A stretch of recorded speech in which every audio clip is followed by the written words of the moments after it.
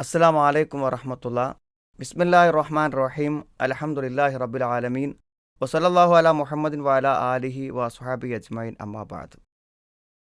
Piece റേഡിയോയെ സഹായിക്കണം എന്ന് പറയാനാണ് ഈ വീഡിയോയിൽ വന്നിട്ടുള്ളത്. ഏറ്റവും അധികം കോടിക്കണക്കിന് രൂപ സംഭാവനകളായി ലഭിക്കുന്ന പല ജീവകാരുണ്യ പ്രവർത്തനങ്ങളും പദ്ധതികളുമുണ്ട്.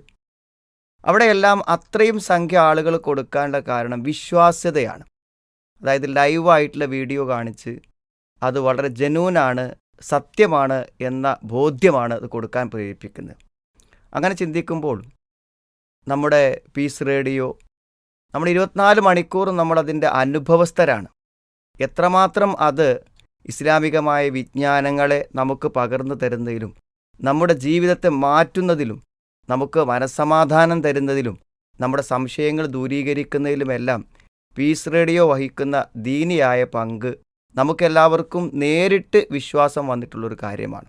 അതുകൊണ്ട് ധൈര്യപൂർവം നമുക്കൊരു ദീനീ സംരംഭത്തിന് സഹായിക്കുകയാണെങ്കിൽ അത് പീസ് റേഡിയോയെ സഹായിക്കാമെന്ന് ഉറപ്പാണ്.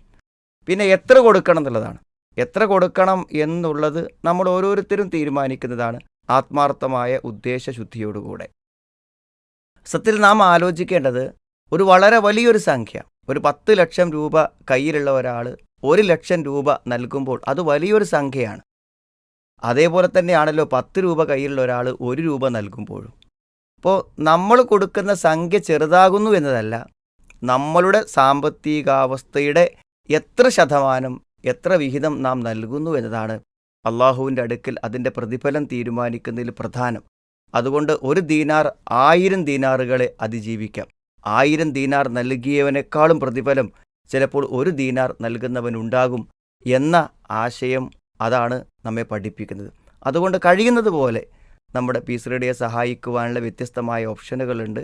നമ്മുടെ റേഡിയോയിൽ തന്നെ അതിന് സൗകര്യങ്ങളുണ്ട്. അതുപയോഗിച്ച് ഈ ഒരു നല്ല സംരംഭം, ദീനീ സംരംഭത്തിന്, ദീനീ പ്രബോധനത്തിനും അള്ളാഹുവിൻ്റെ മാർഗത്തിൽ കഴിയുന്ന സംഭാവനകൾ നമ്മൾ നൽകുക.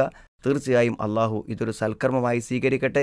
നാം ഇതുവരെ കൊടുത്ത എല്ലാ സ്വതക്കകളും പൂർണ്ണ പ്രതിഫലത്തോടെ അള്ളാഹു നാളെ പരലോകത്ത് പ്രയോജനം ചെയ്യുന്ന ഒന്നാക്കി മാറ്റുമാറാവട്ടെ. റബ്ബന ആതിന ഫിദ്ദുനിയ ഹസന വഫിൽ ആഖിറതി ഹസനത വഖിനാ അദാബന്നാർ വൽഹംദുലില്ലാഹി റബ്ബിൽ ആലമീൻ. അല്ലാഹുമ്മ സ്വല്ലി അലാ മുഹമ്മദ്.